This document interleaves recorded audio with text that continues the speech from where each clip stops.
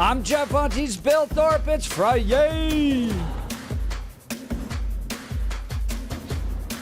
A murderous candidate emerges.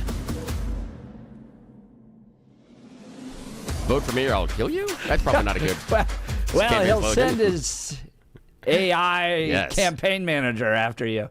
This is one of the wildest stories. This is in part why everyone loves the Westword. Yeah, right? Because they come up with fun articles like this. A murderer running for governor of Colorado. Yes, he's still in prison. Don't worry. But he's not the only one that's out there that's kind of interesting. Running to be the chief executive of the state. There's reality TV contestant, a former football star, multiple political party flip-floppers, they write, and even a felony convicted fraudster.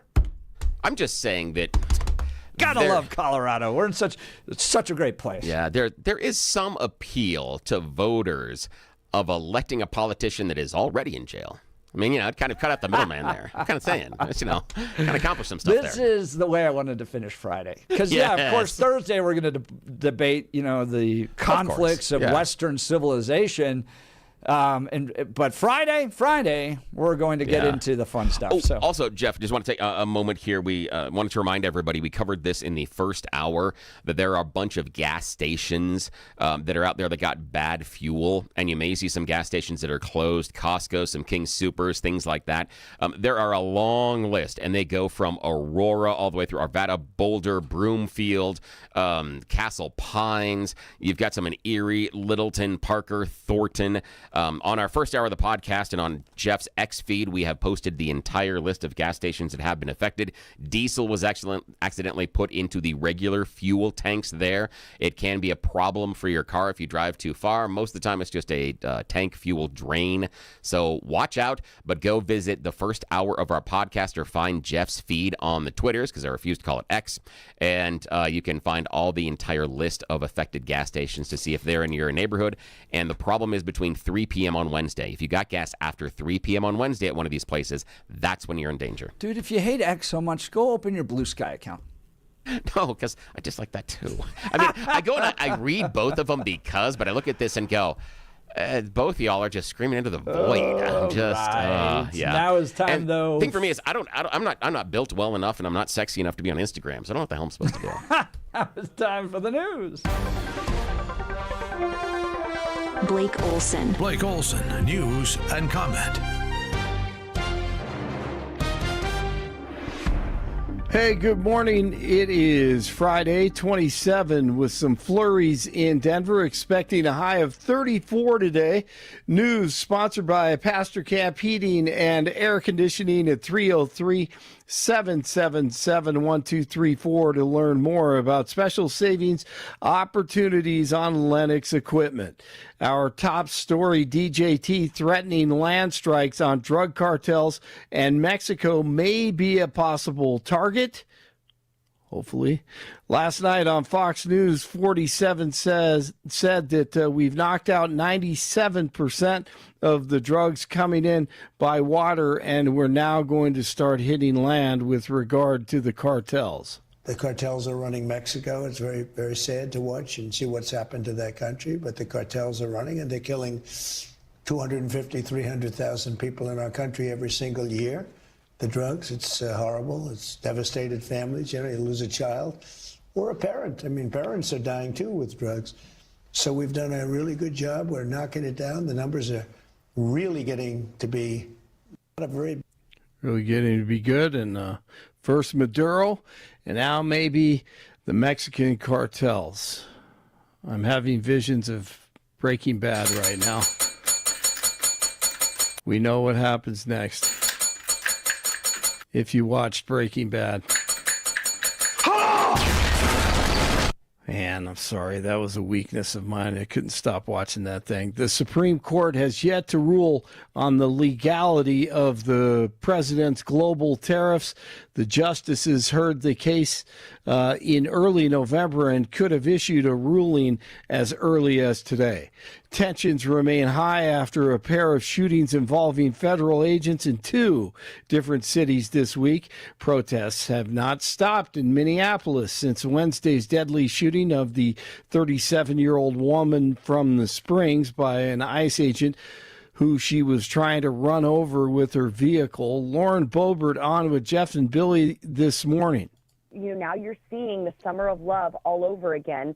Here we are, not even a full 6 years later, and Minneapolis looks exactly or almost exactly like it did in 2020 when they were burning their own city down.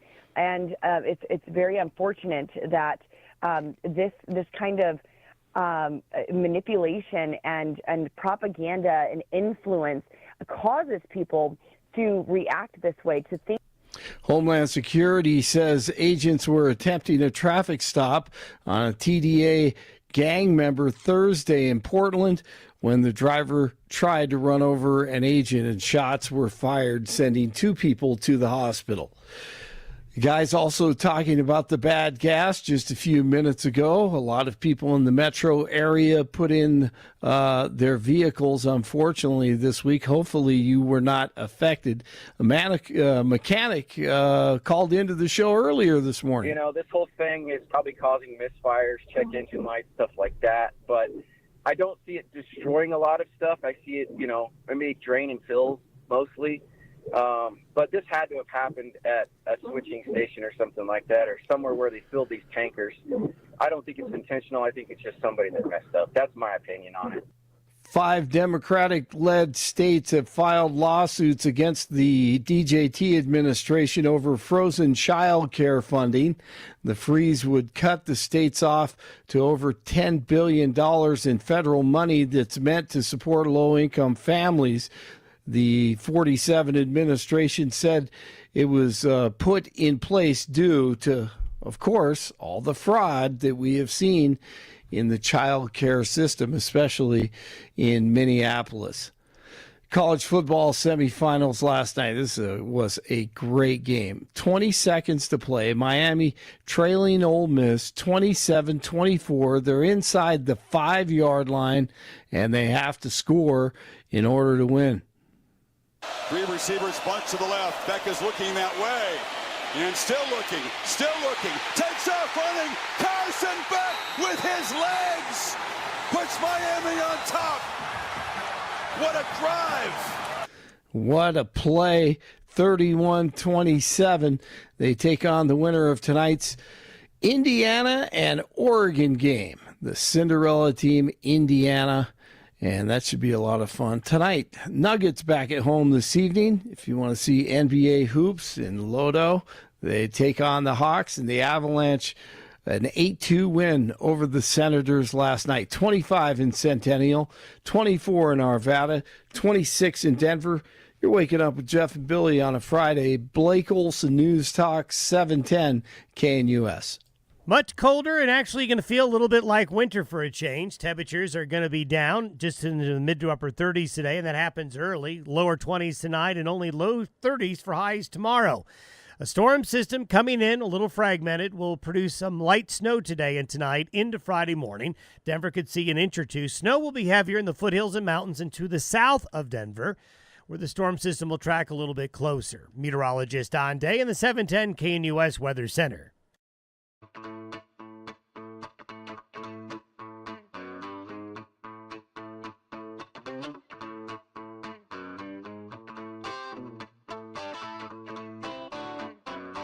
Well, we got a murderer running for governor of Colorado. Why not? And of course, he's registered as a Republican. Oh, jeez. That's not good. That's just not good at all. Oh, good night. This is why we love Westword. They've got great articles like this. Joining us now is the author of this article, Hannah Metzger. Hannah, great, interesting dive into some really fascinating people that have now made up 40-plus people running for governor of Colorado. I'm just going to turn it over to you. This is a circus. Yeah. Help us understand what's happening. Who is Gregory Thomas? Right. So Gregory Thomas is a Republican who recently filed to run for governor in 2026, except he's currently in prison because he pleaded guilty to second-degree murder in 2023. So he's actually not legally eligible to run, but that didn't stop him from filing the paperwork and promoting his campaign all over social media and with AI-generated images of himself and his seemingly fake campaign staff. I mean, he's in jail. How do you do this while you're in jail? Can you do this while you're in jail? You get a little computer access and come up with AI images of yourself? That's allowed? I guess it probably depends on each individual prisoner and each individual prison. But yeah, all you really need to file is access to a computer. Oh, my goodness. Okay, so he did some terrible stuff. There's a woman found in his storage unit or something like that. Help us understand the crime he committed. Yeah, in 2021, he fatally shot a 21-year-old woman, and then he hid her body inside of a dumpster, which he put inside of his own rented storage unit. And it remained there for 2 months before the employees eventually found the body because of the smells and the liquids.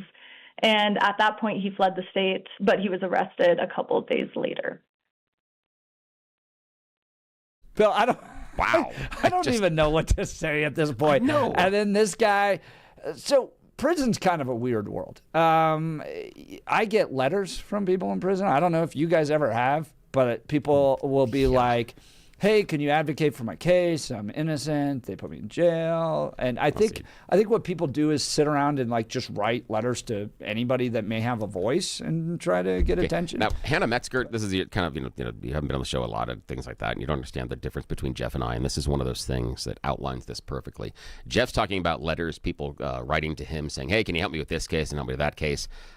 Because I also work in FM radio, I get letters, but they're fan mail from prisoners, and it's really awkward. Do you get fan mail from prisoners? You really do? Yes. Yeah. What? What do they say? It's things like, oh, thanks for playing my favorite songs. I love when I hear this. I think you make the day easier. It's typical stuff, but it's, yeah. Did you ever hear that Stephen Tubbs had a fan? One? Did you ever I thought hear? he had more. No, well, I mean, did you ever hear about this particular fan? No, not that I'm aware of. Ooh, Hannah, sit back. This is going to be fun. Named Timothy McVeigh.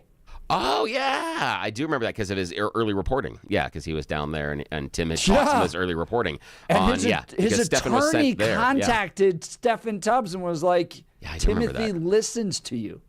Yeah. All right. So this guy, rather than writing fan mail to, small unknown radio hosts, decides to run for governor. Have you been able to talk to him? Do you know why he's doing this? Anything like that?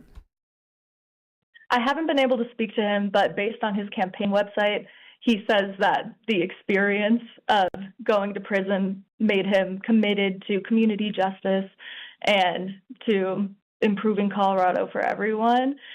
The fact that he's not eligible for parole until 2056 makes me think that maybe he has ulterior motives of maybe pardoning himself, but he hasn't said that.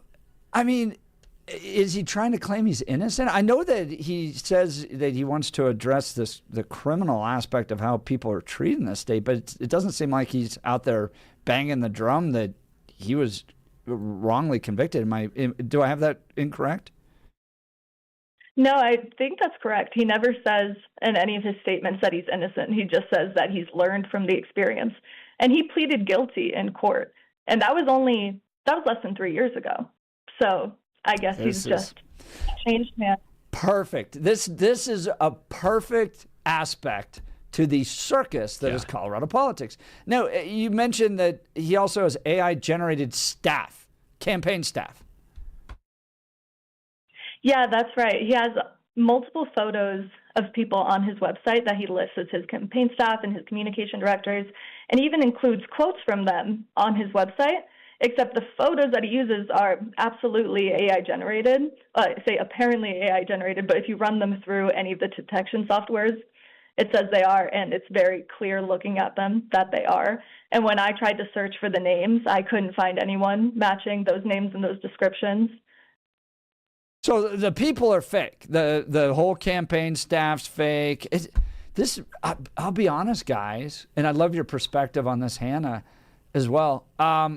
If prisoners have access to AI stuff like this, it seems like they could do a lot worse damage. What are your thoughts? Yeah, I don't love the prospect of them having access to the AI. Mostly, I don't love the prospect of AI technology in election campaigning. Colorado also actually passed a state law, I believe, in 2024 that mandated that if AI-generated images or content are used in campaigns, they have to be expressly communicated, and he isn't doing that. So Wait, hold on. The criminal is also breaking other laws? I'm shocked here. And what are we going to do? He's already in prison. All right. Although maybe not give him a computer, Bill. I do kind of like to honor the idea that he's like, yeah, maybe I killed her. I'm guilty. How often do we get a politician that at least says, yeah, I did it? I mean, that is refreshing. I'm not happy that he did this necessary crime and he's doing possibly other crimes, but it is refreshing for someone to take at least responsibility for the actions. That's, we don't get that often. I'm being facetious, but still. I mean, Bill, don't you think that they could be doing other terrible stuff with this AI stuff? Like what? Like you? I don't want to say you have a criminal mind, but there's a part of your mind that can sometimes, yes, come up with criminally stuff. If you were in prison and you had access to a computer and AI stuff, what would you do? Oh, I would start generating a whole bunch of legal briefs and other things, and I would try to fudge the idea that there has been a change or a ruling in my sentence and that I need to have different parameters. And I would test, and personally I would test the waters. First, I would just do things like I would try to get more privileges just to see if it works. I wouldn't say, hey, you got to let the criminal Bill Thorpe out. It would be, he deserves more time in the yard. He should have more money out at the commissary. He should not be working this hard job. He should be over here. And if it works, I'm going all in. I'm getting my ass out of there. Or what about generating evidence? Oh, yeah, absolutely. There's new evidence, new film video of me eating at McDonald's instead of committing the crime. Or generate film evidence against the warden. Right. Do it that way. Right. Oh, well, Hannah, you also detail a whole lot of other funny, interesting folks that are running. We got a reality TV contestant, a former football star, multiple political party flip-floppers, you're right, and even a felony convicted fraudster. All running to lead the state of Colorado. Help us understand this interesting cast of characters. Absolutely. So the reality TV contestant, his name's Willow John Colomer. He's an unaffiliated candidate, and he was in this reality show where strangers are tied together with a rope, and then they have to try to survive in the wilderness. The former football star, that's Joshua Griffin. He's a Republican candidate, and in 2019, he was the oldest Division I player in college football for CSU. The felony convicted fraudster, that's Joshua Rodriguez. He's a libertarian candidate, and he's run for 1 million different offices under 1 million different political parties, but he made headlines in 2022 because he was arrested on identity theft charges in the middle of his congressional campaign. This is getting better and better. I know. Isn't this a great article? This is great. It's like a clown car. They just come out, keep coming out, and get weirder and weirder. All right, let's talk the guy that was on the reality TV show where he was tied to a rope. I actually think that might be incredibly qualifying when it comes to being in politics. I mean, did he have to work to problem solve, and figure out all this stuff? Have you watched any of those episodes? How did he do in the show? I didn't watch the entire episode, but from the clips I saw, it seemed that he's kind of antagonistic, and he was arguing a lot with the man that he was tied to. So I don't know if people who watch the episode are going to find it very qualifying. It doesn't seem like he's great at communication or problem solving. Bill, could you imagine you and I being tied together out in the woods? We would yell at each other, too. Yeah, we would. We'd scream and yell. And the question would be which one of us would start to gnaw off one of our appendages just to escape the other one. That would be the issue. I mean, you said that's Willow John Colomer. He's from Boulder. He's a yogi. What's a yogi? That's somebody that's into yoga? Either that or a picnic enthusiast. Sorry, bad joke. Sorry. bad. And you have a link to his actual clips. Oh, good for you. Mm-hmm. Keith and Willow tethered together, and they were in Southeast Asia. All right, so is he the one in the pink or the camo? He's the one in the pink, I believe.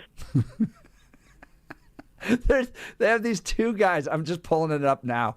They have these two guys. They're tied together. So the actual guy in the pink, who is the candidate, is wearing no shoes, Bill. He's got tattoos all over himself, and he's tied to a guy that looks like somebody you'd pull right out of Mississippi. So if you can imagine what that's like. And, yeah, you're exactly right. They do not look happy. But I don't know. Maybe this is good training for politics. So yeah, maybe we have to. Maybe what we need to do is we should just tether two of the candidates together and send them out into the woods here in Colorado and then film them for like a week or so and see if they come back. I think that'd be kind of fun. Just here are the two candidates for Colorado Governor Survivor. George Brockler and Phil Weiser. Yeah, you guys head out there and. Oh my God! I think we've started the next reality series here. It is. It's Survivor Colorado, political edition. We're talking to Hannah Metzger. Hannah's the author of a great piece in Westword about all the just clown circus of candidates running for office. Why do you think this is? Why are there 40 plus people running for governor in Colorado? Well, for one, I think it's a big opportunity with Jared Polis being term limited. He's been so popular with voters that I think this is the first time in many years that people feel like they actually have an opportunity. It's an open seat. And also, it's really easy to file to run for governor in Colorado. It doesn't take a lot of effort. And as we see with the convicted murderer, they don't check your eligibility when you submit the paperwork. That comes later in the process. So these 42 people, they're not petitioning. They're not in the assembly process yet. All they've done is really sign up. And anyone can do that. And there will be a winnowing here because there's rules and requirements with regards to getting on the ballot. Can you talk a little bit about those? You mentioned there's a caucus process, there's a ballot process. So people in November aren't going to get a ballot with 40 people, including a convicted killer, on their ballot, right? Correct, yeah. So it'll break up into the party primaries.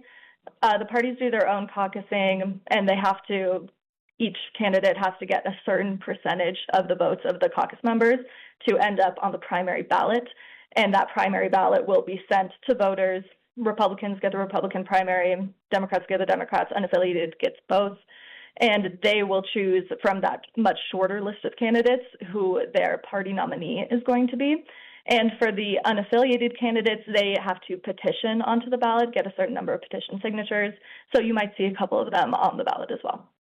Well, it's a really entertaining article, especially on a Friday, to be able to go look at this cast of characters that Hannah's pulled together. Fantastic article. A murderer running for governor of Colorado. Go to westword.com, check out Hannah Metzger's great piece. Hannah, thank you for taking time to join the Jeff and Bill show this morning. Yes, thank you, and have a great weekend. Thanks so much for having me. All right, text messages are fun on this one. Oh, yeah, they are. Yes. 3674. Tether, Lauren Boebert, and Jasmine Crockett together. Oh, God, that would be funny. That would be really funny. In fact, how funny would it be to do something like tether Mike Johnson and Hakeem Jeffries together during like the government shutdown and then follow them and just make them try to force them to reopen the government? I mean, come on. That would be funny as heck. It would be amazing. One of my favorite Impractical Jokers punishment was when Q was tethered to a mime for 24 hours. Oh, my God. I do remember that. Do you remember that episode? That is fantastic. And because he hates crazy. mimes, and the mime's doing the stupid glass thing and all that stuff. And has to go around with him forever. And he even has to go to the bathroom. Yes, with him. Yes. With a mime attached to him. Oh, my God. That is fantastic. Those are some of the best punishments. All right. Well, what does this say about Colorado? We end up with this just crazy cast of characters. I don't remember anything being this silly in the past politically. I know we've had a few characters run for office, but 40 plus reality TV stars, convicted murderers all coming in. Is this a further example of the decline of America? Look, we're a government of the people, by the people, and for the people. Here's the people we're putting forward. Congratulations, Colorado. You're so far into the ditch that these are the candidates that we're getting right now. Is this a reflection, or is this just, a funny little moment? And who would you like to see tethered together? in politics. Who would you? And how much fun would it be to turn this into some sort of like, Survivor-esque thing where you've got all these different weird candidates and then we get to, through our phones or text messages, vote and they snuff out somebody's torch, once a week. That'd be fun. You got to whittle it down that way. That'd be great. All right, let's talk Gyrie's, folks. My wife and I have had a wonderful experience with Gyrie's. They're all over the Denver metro area. We went to the one in Parker and got to sit down with their professional designer who showed us an incredible selection of Hunter Douglas custom blinds, shades, and shutters. Look, I was a little overwhelmed at first. I've never worked with a design pro, mostly because I don't want to pay. We just went with cheap blinds, but they always kept breaking. I got frustrated. And Gyrie's wants to sponsor the show, so we went in. We've been so thrilled with Gyrie's. I'm going back for a second round of blinds in another part of our house. So whether your curtains are clashing or you just want a fresh look, Gyrie's has the solutions for you. Their designers are the experts, and they can help you with everything from window treatments to full room decor. Here's the best part. They offer a personalized in-home consultation. They'll come directly to you. So you can get the same expert advice right in your own home. Do yourself a favor. Get started today. Visit Gyrie's.com to schedule your in-home consultation. That's GUIRYS.com. Go see the great people at Gyrie's. You'll be sure to thank me. All right, we'll continue with your phone calls and texts. You're listening to The Jeff and Bill Show. This is Denver's Talk Leader, News Talk 710, KNUS.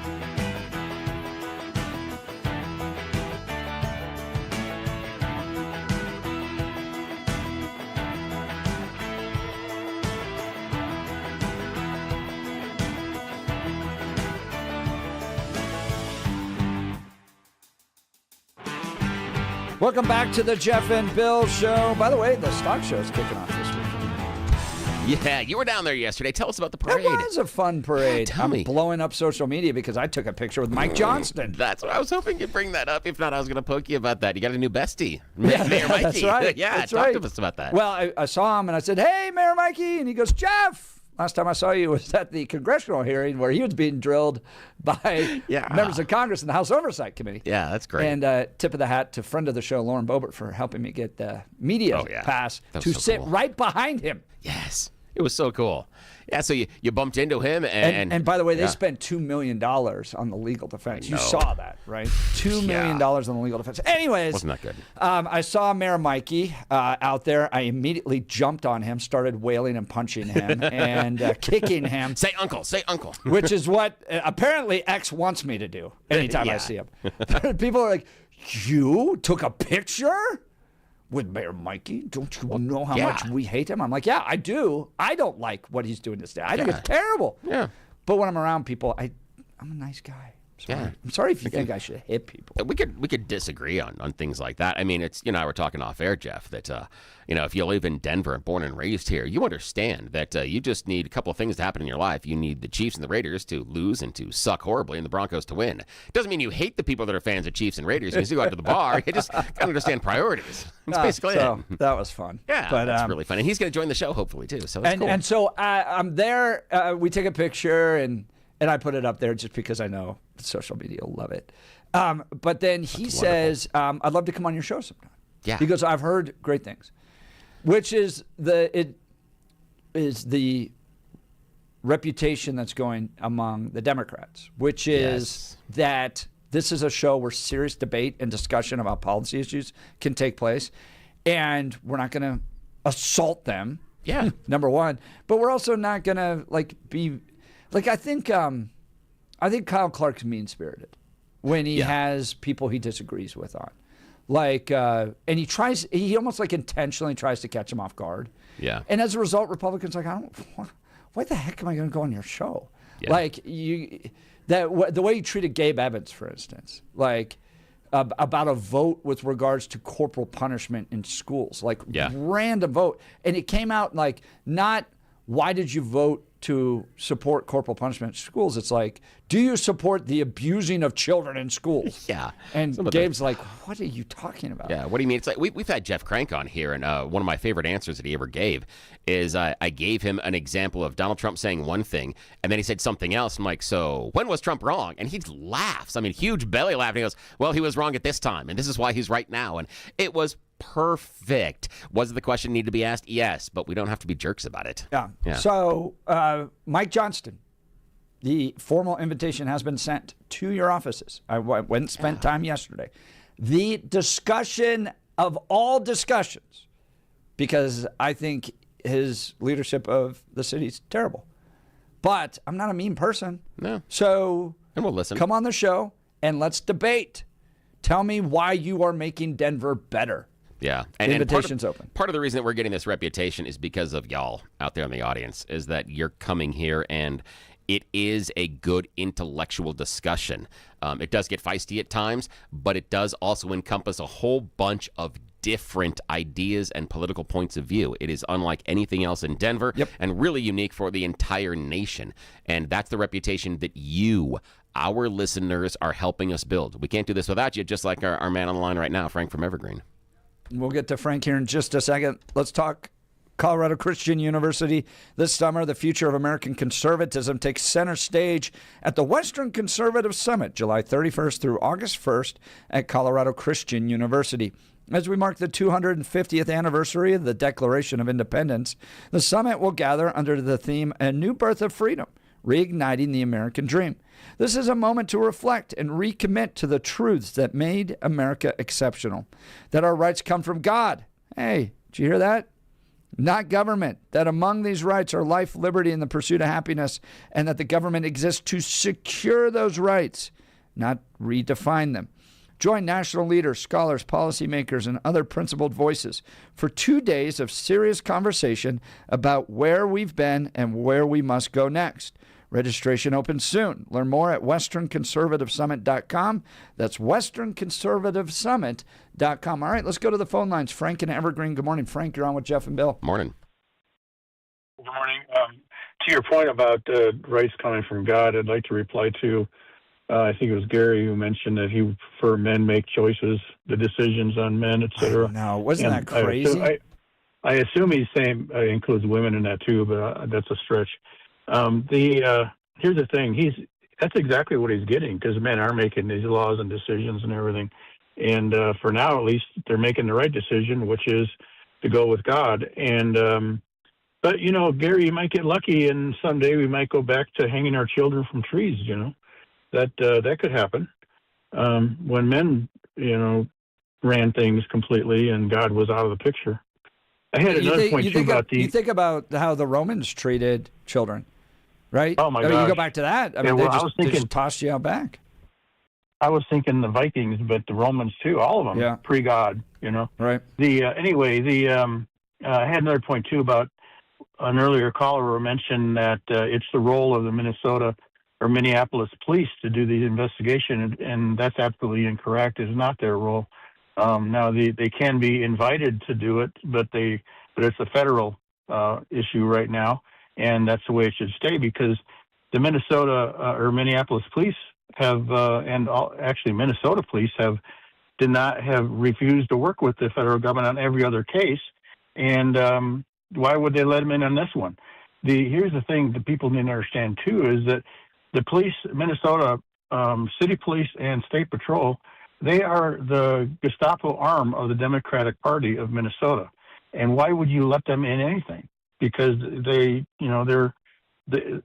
just doesn't make any sense at this point. They have completely refused to work with the federal government. They've, shirked their responsibility there. And, why would the feds let them in do anything? It's insane. I like where you're going, Frank, with that, but it worries me when you describe the law enforcement as the Gestapo arm of the political party. How do you come to that conclusion? I'm sorry. No, but how do you come to that conclusion? How do you come to the conclusion? Yeah, how do you conclusion that? How do you get there? Did you follow the, well, let's back up a little bit. I have a lot of inside information on this one, because my daughter was actually the comms director for the Republican Party of Minnesota at one point. And if you look at the history of the Republican Party of Minnesota, they have no money. They almost couldn't make their payroll at one point.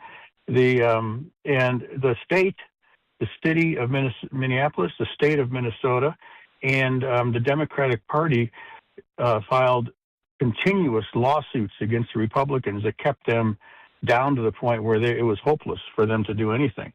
And you need to read the history on that. But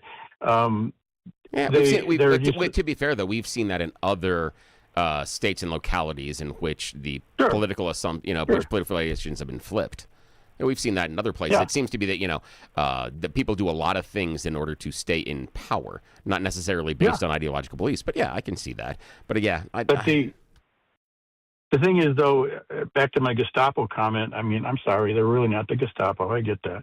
But here's the thing: is that when you look at the George Floyd situation. Now we have that whole thing was totally absurd. And it wasn't just the police there that went against I forget his name now, the cop that's in prison still. It wasn't just the police, but it was the entire infrastructure of the entire state of Minnesota that went against this. What was ended up being a cop in prison, which is absurd. I mean, this guy should be released. He should be pardoned. Of course, Trump would if he could, but he can't because it's a state crime. But it's just the state of Minnesota it has been and is now and probably will for a long time be in chaos. And it's just, I'm sorry. Why would you let the Minnesota City Police get involved in this this investigation about this current. Now, Frank, sometimes, it's very surprising, I'm sure, in our discussions that I like to play devil's advocate. Now, I'm not taking this position, but I will say that there are going to be people out there that say, since this is a crime that happened inside of our community, shouldn't the people there in the community, the law enforcement, the mechanism, be the ones then to prosecute the crime? I understand that it's a federal agency that's involved, but what do you say to the individuals that say it should be prosecuted here within our own local community, that we should be able to do that? Well, I would say, yes, there's plenty of crimes, and maybe, sadly, Mrs. Good is dead now, but maybe they should investigate Mrs. Good and all of her cohorts that broke the law. Why wouldn't they do that? Go knock yourself out. Make yourself. But they could walk and chew gum useful at the same time. They could do both, because I'm looking at the idea of, and I understand. See, I'm not arguing that it should be a local prosecution because of a federal agency being involved, but I can see where, local district attorneys, local law enforcement would say, we want to be able to investigate and possibly prosecute this local member of our community instead of the feds, because they may not trust the feds in order to do it properly. And it could be the feds don't trust the locals in order to do it properly too, which is I think it would be a fair critique on both sides. What do you do with that? And I'd say touche turtle. Here's the thing that, it's not like they don't have anything to do with all these Somalis stealing our money. I mean, why don't they go after them? They got plenty to do, Billy. They're just not doing it. And they're not doing it because, like I said, they're the law enforcement arm of the Democratic Party. And it's been that way for a long time, and it will continue to be that way. Frank, Evergreen, appreciate the call. Thanks so much. Frank. Frank's line will be open, 303-696-1971. Going back to who might have to be tethered to whom in a forest for political purposes. Yeah, who? Could you imagine the poor sap tethered to Hillary Clinton? Oh, jeez. I think his name's Bill. Sorry. Had to do that one. Winning comment of the day, Mr. Thorpe. Thank you. I have All my right. moments. Goodbye, everybody. I gotta go home now. Pull the George Costanza. Yes, exactly. All right, from city streets to mountain trails, your gear should go wherever life takes you. That's why at Modern Rugged Leather, every bag is handcrafted from premium, responsibly sourced leather, designed to look sharp, last long, and tell a story of its own. Each stitch, buckle, strap reflects timeless craftsmanship and is backed by a lifetime warranty, because quality shouldn't quit when the adventure begins. Whether it's in the boardroom or the back roads, Modern Rugged Leather helps you carry confidence every step of the way. Modern Rugged Leather, modern style, timeless durability, backed for life. Life takes you places. Make sure your gear keeps up. Shop the full collection and find yours today at modernrugged.com. Again, that's modernrugged.com. I absolutely love my bag. It is the best leather bag I've ever had in my entire life. Go check out modernrugged.com. All right, we'll continue. You're listening to The Jeff and Bill Show. This is Denver's Talk Leader, News Talk 710, KNUS.